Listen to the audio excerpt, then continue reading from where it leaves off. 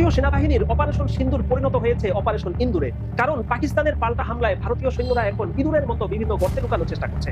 পাল্টা হামলার মধ্য দিয়ে দুই দেশেরই ক্ষয়ক্ষতি হয়েছে। তবে ভারত হামলা করে হাড়ে হাড়ে টের পেয়েছে কত বড় ফাঁদে তারা পড়েছে।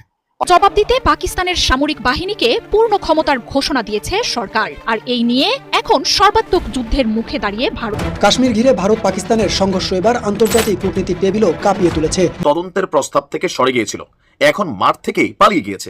ভারতীয় সেনাবাহিনী সাদা পতাকা উত্তোলন করে তারা ওই অঞ্চল থেকে পালিয়ে চলে গেছে। ভয়াবহ একটা অবস্থা তৈরি হতে যাচ্ছে। যদি ভারত তাদের সিদ্ধান্তে ভুল করে অনেক বড় খেসারত দিতে হবে।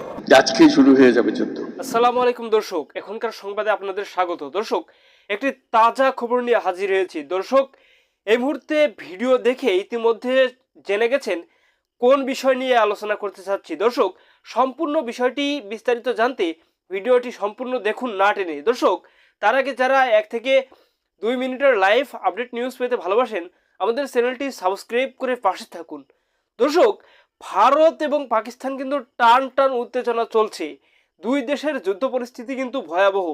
দর্শক, ভারত যখন হামলা করেছে পাকিস্তানে পাকিস্তান কিন্তু 5 মিনিটের ভিতরে প্রতিশোধমূলক আক্রমণ চালিয়েছে এবং এতে কিন্তু ভারতের 5টি রাফায়েল জেট বিমান কিন্তু ধ্বংস করে দিয়েছে পাকিস্তান। দর্শক, এমনকি ওই যে বিমানের পাইলট ছিল তাদেরকেও কিন্তু গ্রেপ্তার করেছে পাকিস্তান সৈন্যরা।